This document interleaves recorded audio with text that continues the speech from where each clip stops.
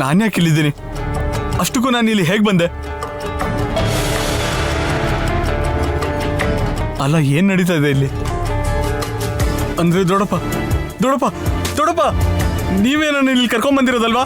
ಅಂದ್ರೆ ಇಲ್ಲಿಂದ ಕೆಳಗೆ ನುಗ್ಗಿ ನನ್ನನ್ನು ಸಾಯಿಸ್ಬೇಕು ಅನ್ಕೊಂಡಿದ್ದೀರಾ? ದೊಡ್ಡಪ್ಪ ಬೇಡ ದೊಡ್ಡಪ್ಪ, ನಾನು ಬದುಕಬೇಕು ದೊಡ್ಡಪ್ಪ, ನನ್ನ ಸಾಯಿಸ್ಬೇಡಿ, ನನ್ನ ಸಾಯಿಸ್ಬೇಡಿ, ನನ್ನ ಸಾಯಿಸ್ಬೇಡಿ, ಸಾಯಿಸ್ಬೇಡಿ, ಸಾಯಿಸ್ಬೇಡಿ, ನನ್ನನ್ನು ಸಾಯಿಸ್ಬೇಡಿ.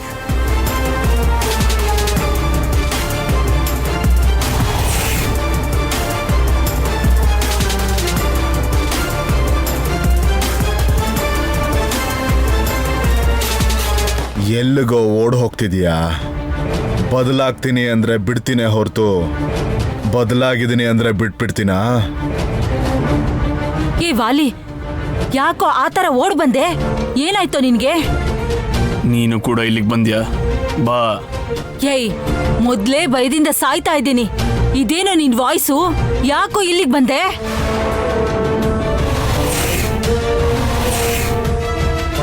ಅದ ಕೆಳಗಿದ್ರೆ ಎಲ್ರು ಏನೋ ಒಂದ್ ಅಂತಿರ್ತಾರೆ, ಕೇಳಿಸ್ಕೊಳಕ್ ಹಿಂಸೆ ಆಗುತ್ತೆ ಅಲ್ವಾ? ಹೌದು, ಅದು ನಿಜಾನೇ.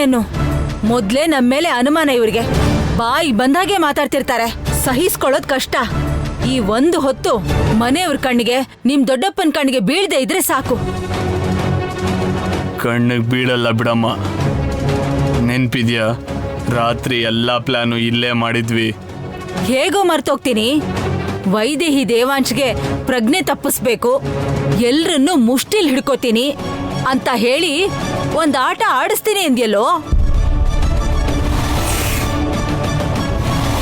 ಅಂದೆ ಅಲ್ವಾ? ಅಂದೇ ಇರ್ತೀನಿ. ಇನ್ನು ಏನೇನು ಹೇಳ್ದೆ? ಅದೇ, ಊರ್ಮಿಳ ನಮ್ ಪಾರ್ಟಿಲಿದ್ದು ಗಂಡನ್ಗೆ ಕಾಲ್ ಬರ್ತಿದ್ದ ಹಾಗೆ ಪ್ಲೇಟ್ ಬದಲಾಯಿಸ್ಬಿಟ್ಲಲ್ಲ.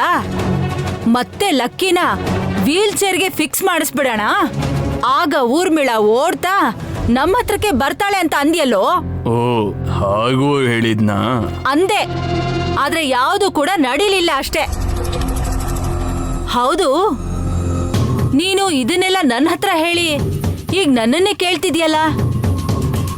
ಏನಿಲ್ಲ ಸುವರ್ಣ, ವೀಲ್ ಚೇರ್ ಕರೀತಾ ಇದೆ.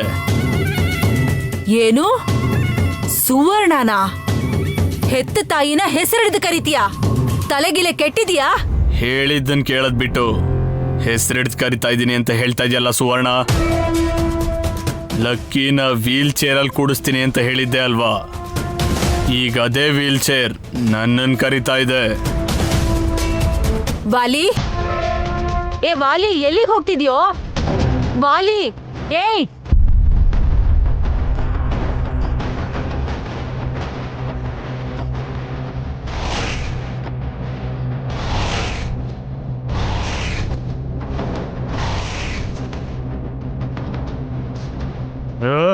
ವಾಲಿ!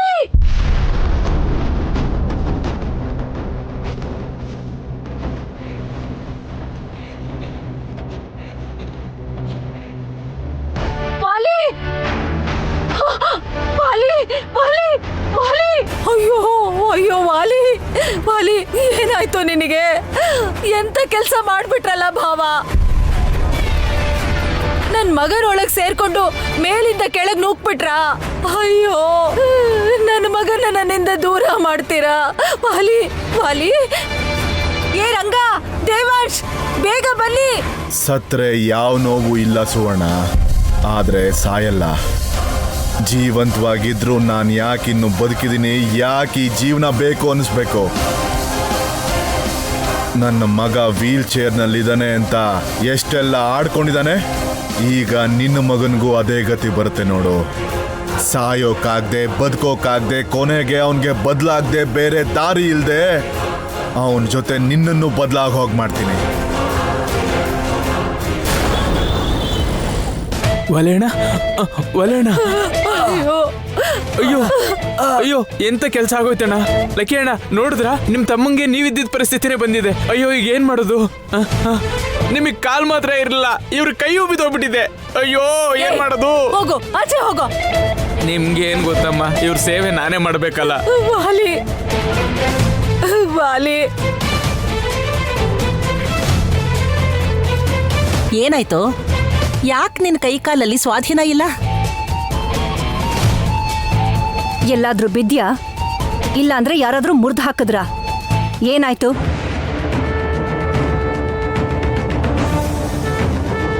ಅಯ್ಯೋ, ಒಳ್ಳೆ ಮಕ್ಕಳ ತರ ಅಲ್ಲಿ ಇಲ್ಲಿ ಓಡಾಡ್ತಾನೆ ಇದ್ರಿ ಅಂತ ನಿಮ್ಗೆ ಕೈ ಕಾಲು ಬಿದ್ದೋಗೋದು ಅಂದ್ರೆ ಏನ್ರಿ? ಈಗ ನೀವ್ ಹೇಗ್ ನಡೀತೀರಾ? ಅಯ್ಯೋ, ಅಲ್ಲ ಕಾಲು ಕೈ ಇಲ್ದೆ ನೀವದ್ ಹೇಗ್ರಿ ಬದುಕ್ತೀರಾ? ಏಯ್, ಈಗ್ಲೇ ನರಕ ಅನುಭವಿಸ್ತಾ ಇದೀವಿ. ಆಗಿರೋದ್ರ ಬಗ್ಗೆ ಕೇಳಿ ಕೇಳಿ ಚುಚ್ಚಿ ಚುಚ್ಚಿ ಮಾತಾಡ್ತಿದೀಯಲ್ಲ. ಈಗ ಏನಂದ್ಲು ಅಂತ ರಾಜಲಕ್ಷ್ಮಿನ ಬೈತಾ ಇದ್ಯಾ? ಗಂಡನ್ನ ಈ ಸ್ಥಿತಿಲಿ ನೋಡಿ ಯಾವ ಹೆಂಡತಿ ಆದ್ರೂ ಅಳದೇ ಇರ್ತಾಳ?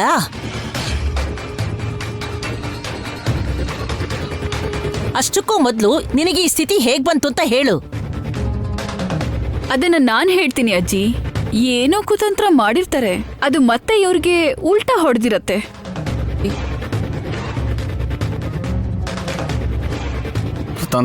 ಕುತಂತ್ರನ ಏನ್ ಮಾತಾಡ್ತಾ ಇದ್ಯಾ? ಮಾತಾಡ್ಬೇಡ. ನೀನ್ ಏನ್ ಮಾಡ್ಬೇಕು ಅಂತಿದ್ಯೋ ಅದು ನಮಗ್ ಚೆನ್ನಾಗ್ ಗೊತ್ತು.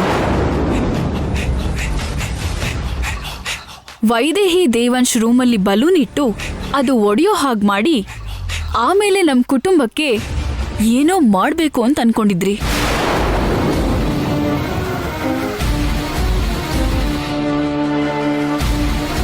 ಅದೃಷ್ಟ ಚೆನ್ನಾಗಿತ್ತು, ಮೊದ್ಲೇ ಗೊತ್ತಾಗಿದ್ರಿಂದ ಯಾರಿಗೂ ಏನೂ ಆಗ್ಲಿಲ್ಲ ಅತ್ತೆ.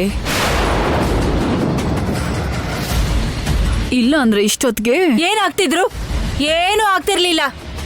ಅನುಭವಿಸ್ತಿರೋದ್ ನಾವು, ಮಾತ್ ಕೇಳ್ತಿರೋದ್ ನಾವು. ಮಾಡಿದ್ದೆಲ್ಲ ಮಾಡಾದ್ಮೇಲೆ ಮಾತುಗಳು ಕೇಳ್ಬೇಕು, ಮಾಡಿರೋ ತಪ್ಪಿಗೆ ಶಿಕ್ಷೆ ಅನುಭವಿಸ್ಬೇಕು. ಇವ್ರು ಹೇಳ್ತಿರೋದು ನಿಜನ ಸುವರ್ಣ? ಇನ್ನೂ ನಮ್ಗೇನಾದ್ರೂ ಮಾಡ್ಬೇಕು ಅಂತ ಇದೆಯಾ? ಅಷ್ಟಕ್ಕೂ ನೀವ್ ಯಾವಾಗ ಬದ್ಲಾಗ್ತೀರಾ? ಯಾವ ಕಾರಣಕ್ಕೆ ಹೀಗೆಲ್ಲ ಮಾಡ್ತಿದ್ದೀರಾ? ಅಷ್ಟಕ್ಕೂ ಏನ್ ಮಾಡೋದಕ್ಕೆ ಹೊರಟಿದ್ಯೋ? ಅಣ್ಣನ ಮತ್ತೆ ಇದೇ ಪರಿಸ್ಥಿತಿಯಲ್ಲಿ ನೋಡ್ಬೇಕು ಅನ್ಕೊಂಡ ಇವನು.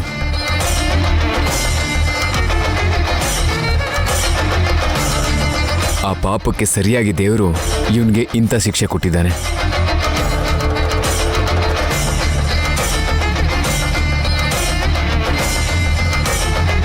ಏನಂದೆ? ಲಕ್ಕಿನೇನೋ ಮಾಡೋದಕ್ಕೆ ಹೋಗಿದ್ನಾ?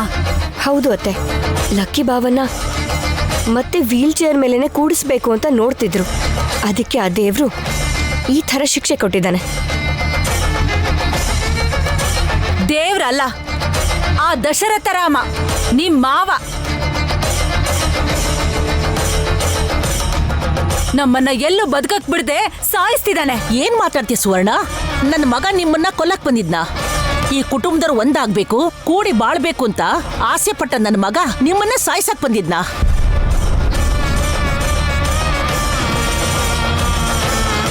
ಸಾಯಿಸ್ತಾರೆ ಅಜ್ಜಿ. ಈ ಕುಟುಂಬಕ್ಕೆ ಅಪಾಯ ತರಬೇಕು ಅಂತ ಯೋಚನೆ ಮಾಡೋರ್ನ ಮಾವನವರು ಕ್ಷಮಿಸಲ್ಲ.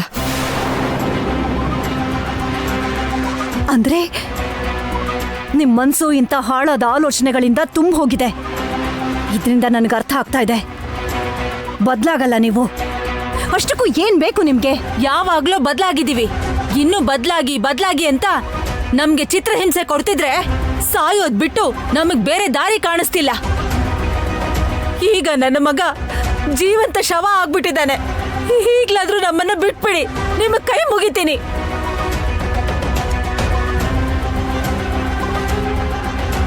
ನಮ್ಮಲ್ಲಿ ಯಾರು ಏನು ಮಾಡಿಲ್ಲ ಅತ್ತೆ. ಈ ಪರಿಸ್ಥಿತಿನ ನೀವೇ ತಂದ್ಕೊಂಡಿದ್ದೀರಾ.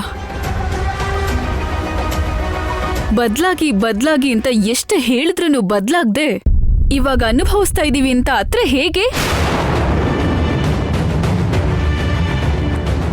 ಇವಾಗ್ಲಾದ್ರೂ ಬದ್ಲಾಗಿ. ಅವ್ರು ಬದಲಾಗಲ್ಲ ಅದಕ್ಕೆ. ಇಲ್ಲಿವರೆಗೂ ಸಾಕಷ್ಟು ಅವಕಾಶ ಕೊಟ್ಟಿದ್ದೀವಿ. ಬದಲಾಗಬೇಕು ಅನ್ನೋರಾಗಿದ್ರೆ ಯಾವತ್ತೋ ಬದಲಾಗಿರೋರು. ಹೌದು, ಇವ್ರ ಹತ್ರ ಮಾತಾಡೋದ್ರಿಂದ ಪ್ರಯೋಜನ ಇಲ್ಲ. ನಡೀರಿ.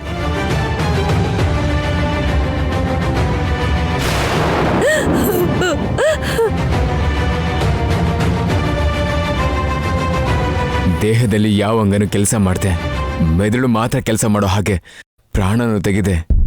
ನನ್ನ ತಂದೆ ಯಾಕೆ ನಿನ್ನ ಬಿಟ್ರು ಅಂತ ಗೊತ್ತಾ? ನಿನಗೆ ಇನ್ನೂ ಅವಕಾಶ ಕೊಡಬೇಕು ಅನ್ಕೊಂಡಿದ್ದಾರೆ. ಬದಲಾಗಿ ಮನುಷ್ಯನಾಗಿ ನಮ್ಗಳ ಜೊತೆ ಆನಂದವಾಗಿ ಬದುಕಲಿ ಅಂತ ಅನ್ಕೋತಾ ಇದ್ದಾರೆ. ಇದು ನಿನ್ಗೆ ಕಡೆಯ ಅವಕಾಶ ವಾಲಿ. ಮತ್ತೆ ಯಾವ ಚಿಕ್ಕ ತಪ್ಪು ಮಾಡಿದ್ರು ಕಡೆಯ ಅವಕಾಶನೂ ಕೂಡ ನೀನ್ ಕಳ್ಕೋಬೇಕಾಗತ್ತೆ. ಈ ಸಲ ನೀನ್ ದಾರಿ ತಪ್ಪಿದ್ರೆ ನಿನಗೆ ಸಿಗುವಂತ ಶಿಕ್ಷೆ ಸಾವೇ ಆಗಿರತ್ತೆ. ನೆನಪಿರ್ಲಿ.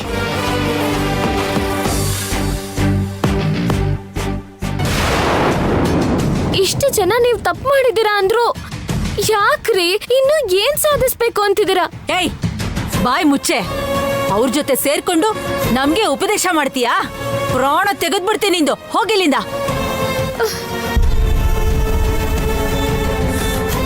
ವಾಲಿ, ನಿನ್ನನ್ನ ಈ ಗತಿಗೆ ತಂದವ್ರನ್ನ ಸುಮ್ಮನೆ ಬಿಡಬಾರ್ದು. ಮತ್ತೆ ಪಾಡ್ಯದ ದಿನ ಅಲ್ವಾ ನಿಮ್ ದೊಡ್ಡಪ್ಪನಿಗೆ ಈ ಶಕ್ತಿ ಬರೋದು. ಅಷ್ಟರಲ್ಲಿ ಎಲ್ರಿಗೂ ಒಂದು ಗತಿ ಕಾಣಿಸ್ಬೇಕು. ಒಬ್ಬರನ್ನ ಸುಮ್ಮನೆ ಬಿಡಬಾರ್ದು. ಚಂಚಲ ಫೋನ್ ಮಾಡ್ತಿದ್ದಾಳೆ. ಹಲೋ ಹಲೋ ವಾಲಿ, ನಾನು ಸುವರ್ಣ ಮಾತಾಡ್ತಾ ಇದ್ದೀನಿ. ಸುವರ್ಣ ಏನಾಯ್ತು? ಒಂದ್ ಫೋನ್ ಕೂಡ ಮಾಡ್ಲಿಲ್ಲ. ವಾಲಿ ಏನ್ ಮಾಡ್ತಿದ್ದಾನೆ?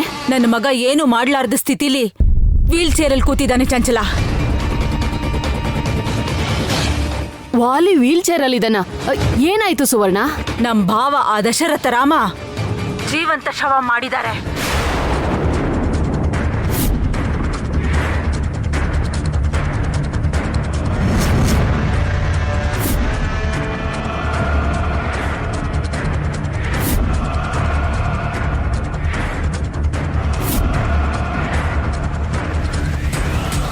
ಇಷ್ಟೆಲ್ಲ ಆಯ್ತು ಚಂಚಲ. ಮತ್ತೆ ಪಾಡ್ಯ ಬರೋವರೆಗೂ ಅವ್ರಿಗೆ ಈ ಶಕ್ತಿ ಬರೋದಿಲ್ಲ. ಅಷ್ಟರಲ್ಲಿ ನನ್ನ ಮಗನ್ಗೆ ಈ ಗತಿ ಮಾಡಿರೋ ಆ ದಶರಥ ರಾಮನ್ಗೆ ಅವನ್ ಕುಟುಂಬದ ಎಲ್ರಿಗೂ ಒಂದು ಗತಿ ಕಾಣಿಸಿ ಉಡುಗೊರೆ ಕೊಡಬೇಕು ಚಂಚಲ. ಅದಕ್ಕೆ ನೀನು ಸಹಾಯ ಮಾಡಬೇಕು. ಈ ಕುಟುಂಬದವ್ರಿಗೆ ಬುದ್ಧಿ ಕಲಿಸ್ಬೇಕು ಚಂಚಲ. ಕುಟುಂಬದ ಮೇಲೆ ಸೇಡ್ ತೀರ್ಸ್ಕೋಬೇಕು ಅಂದ್ರೆ ಆ ವೈದೇಹಿ ಹೊಟ್ಟೆಲಿರುವಂತ ಮಗು ಸಾಯ್ಬೇಕು. ಹೌದು, ಆ ಮಗುನೇ ಕಾರಣ. ಆ ಮಗು ಒಂದು ಇಲ್ದೆ ಇದ್ದಿದ್ರೆ ಇಷ್ಟೊತ್ಗಾಗ್ಲೇ ಯಾವಾಗ್ಲೋ ನಾವ್ ಅನ್ಕೊಂಡಿದ್ ನಡೀತಿತ್ತು. ನಮ್ ಪ್ಲಾನ್ ಎಲ್ಲ ಅವ್ರಿಗೆ ಮುಂಚೆನೆ ಹೇಳಿ ನಮ್ಮನ್ನ ಈ ಗತಿಗೆ ತಂದಿದೆ. ಮೊದ್ಲು ನೀನ್ ಮಾಡ್ಬೇಕಾಗಿರೋ ಕೆಲ್ಸ, ನೀನ್ ಅಲ್ಲಿಂದ ಆಚೆ ಬರ್ಬೇಕು. ಅಲ್ಲೇ ಇದ್ದು ಏನೇ ಪ್ಲಾನ್ ಮಾಡಿದ್ರು ಅವ್ರಿಗೆ ಗೊತ್ತಾಗ್ಬಿಡುತ್ತಲ್ಲ. ಮೊದ್ಲು ಅಲ್ಲಿಂದ ಬಾ. ಆಯ್ತು ಚಂಚಲ, ಬರ್ತಿದ್ದೀನಿ. ಇವ್ರ ಎಲ್ರಿಗೂ ಗೋರಿ ಕಟ್ಟೋದಕ್ ಬರ್ತಾ ಇದ್ದೀನಿ.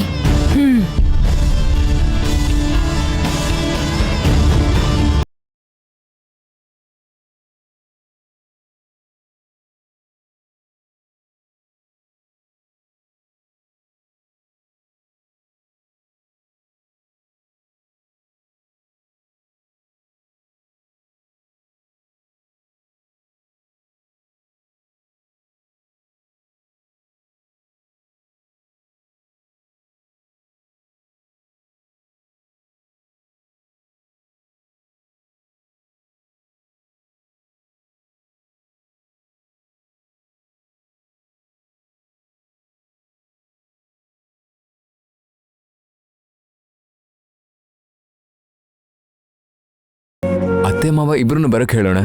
ಆದ್ರೆ ಇವಾಗ ಅವ್ರಿರೋ ಪರಿಸ್ಥಿತಿನಲ್ಲಿ ಸೀಮಂತ ಅಂತ ಹೇಳಿ ಅವ್ರಿಗೆ ತೊಂದರೆ ಕೊಡಕ್ಕಾಗಲ್ಲ. ಅದಕ್ಕೆ ಸೀಮಂತ ಅನ್ನೋ ವಿಷಯನೂ ನಾನು ಅವ್ರ ಹತ್ರ ಹೇಳಿಲ್ಲ. ತೊಂದರೆ ಏನಿದೆ ವೈದೇಹಿ, ಅವರು ಖಂಡಿತ ಬರ್ತಾರೆ.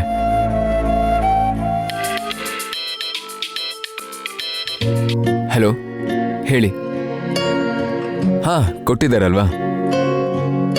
ಮಾವನ್ಗೆ ಬೋನಸ್ ಕೂಡ ಕೊಟ್ಟಿದ್ದಾರೆ ತಾನೆ? ಸರಿ ಸರಿ, thank you so much. Okay. ಏನ್ ಬಾವಾ, ಅಪ್ಪಂಗೇನೆ ಬೋನಸ್ ಅಂತಿದ್ಯಾ? ನಿನ್ನ ಹೊಟ್ಟೆಲಿರೋ ನಮ್ಮ ಮಗುಗೆ ಇದು ಮೊದಲನೇ ಹಬ್ಬ ವೈದೇಹಿ.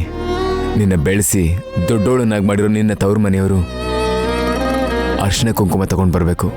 ಅದೇ ಸಂಪ್ರದಾಯ. ಅದಕ್ಕೋಸ್ಕರನೇ ಮಾವನ್ಗೆ ಆ ಖರ್ಚಿಗೆ ತೊಂದರೆ ಆಗಬಾರ್ದು ಅಂತ ಬೋನಸ್ ಆಗಿ ದುಡ್ಡು ಸಿಗೋ ಹಾಗೆ ಮಾಡಿದ್ದೀನಿ.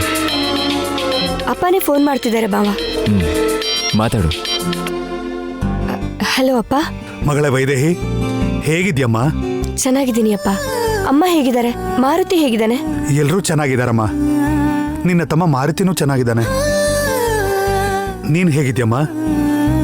ನೀನ್ ಆರೋಗ್ಯವಾಗಿದ್ಯಾ ಅಲ್ವಾ? ಆರೋಗ್ಯವಾಗಿದ್ದೀನಿ. ನನಗ್ ಬುದ್ಧಿ ಇಲ್ಲ.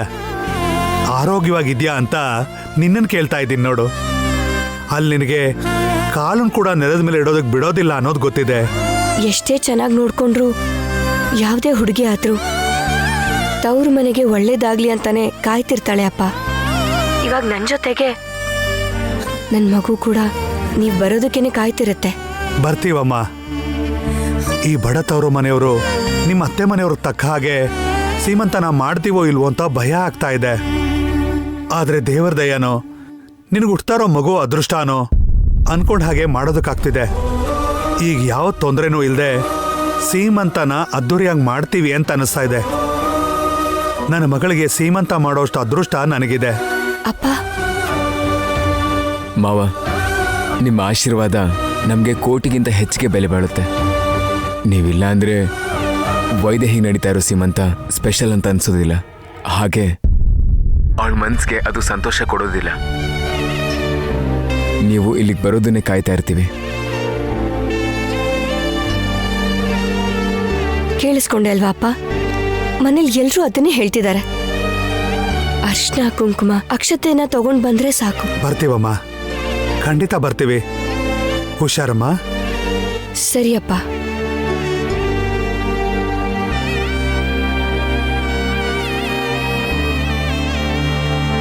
ಗುರುಗಳು ಸೀಮಂತ ನಡೆದು ಎಲ್ರ ಆಶೀರ್ವಾದನೂ ಸಿಕ್ಕಿದ್ರೆ ಯಾವ ಅಪಾಯನೂ ಇರಲ್ಲ ಅಂತ ಹೇಳಿದ್ದಾರೆ ಬಾವ. ಅವತ್ತಿಂದಾನು ಏನೋ ಗೊಂದಲ, ನನ್ನ ತವ್ರ ಮನೆಯವರಿಂದ ಆಶೀರ್ವಾದ ಸಿಗತ್ತೋ ಇಲ್ವೋ ಅಂತ. ಸಿಗೋ ಹಾಗೆ ಮಾಡ್ತಿದ್ಯಾ ಬಾವ? ತುಂಬಾ ಖುಷಿ ಆಗ್ತಿದೆ. ನಮ್ಮ ಜೀವನದಲ್ಲಿ ಇನ್ಮೇಲೆ ಬರೀ ಸಂತೋಷನೇ ಇರುತ್ತೆ. ಸೀಮಂತ ಮುಗಿಯೋಷ್ಟರಲ್ಲಿ ವಾಲಿ, ಸುವರ್ಣ ಚಿಕ್ಕಮ್ಮ ಇಬ್ರು ಕೂಡ ಖಂಡಿತ ಬದಲಾಗಿರ್ತಾರೆ ನೋಡು.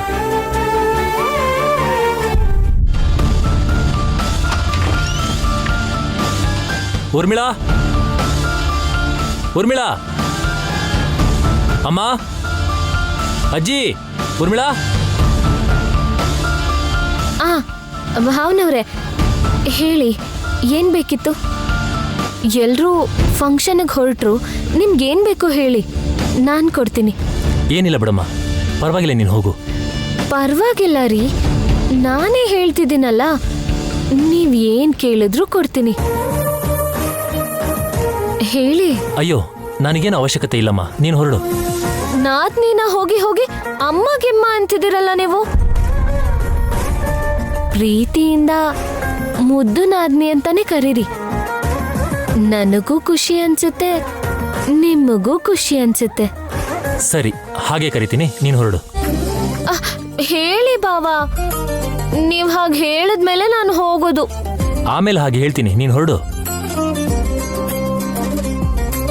ಏನ್ ಬಾವಾ, ನಾಚ್ಕೋತಿದ್ದೀರಾ? ನೀವೇ ಇಷ್ಟು ನಾಚ್ಕೋತಿದ್ರೆ ನಾನೆಷ್ಟು ನಾಚ್ಕೋತಿದ್ದೀನಿ ಅಂತ ನಿಮಗೆ ಹೇಗೆ ಗೊತ್ತಾಗುತ್ತೆ? ಇದು ತಪ್ಪು ಅನ್ಸುತ್ತೆ. ನನ್ನ ಗಂಡನ ಮೇಲೆ ಎಷ್ಟು ಆಸೆ ಇಟ್ಕೊಂಡು ಇಲ್ಲಿಗೆ ಬಂದೆ. ಇದು ದೊಡ್ಡ ಮನೆ ಅಂತ ದುಡ್ಡಿರುತ್ತೆ, ಒಡವೆನೂ ಇರುತ್ತೆ. ಆದರೆ ಒಂದಿನಾನು ಖುಷಿಯಾಗಿರ್ಲಿಲ್ಲ. ನನ್ನ ತುಂಬಾ ಚೆನ್ನಾಗಿ ನೋಡ್ಕೊಳ್ಳೋ ಗಂಡ ಇದ್ದಾನೆ ಅಂತ ಬಂದೆ. ಆದ್ರೆ ಕೊನೆಗೆ ನನ್ನ ಜೀವನ ಮೋಡದಲ್ಲಿ ಮುಳುಗಿರೋ ಚಂದ್ರನ್ ತರ ಆಯ್ತು. ವಾಲಿ ವೀಲ್ ಚೇರ್ ಮೇಲೆ ಸೆಟ್ಲ್ ಆಗ್ಬಿಟ್ಟಿದ್ದಾರೆ. ನನ್ನ ಒಂಟಿ ಮಾಡ್ಬಿಟ್ಟಿದ್ದಾನೆ. ನನಗ್ ಒಂಟಿಯಾಗಿರಕ್ಕಾಗಲ್ಲ. ನನಗೂ ಎಷ್ಟೊಂದು ಆಸೆಗಳಿವೆ. ಹೀಗಿರಕ್ಕಾಗಲ್ಲ ಬಾವ, ಇರಕ್ಕಾಗಲ್ಲ.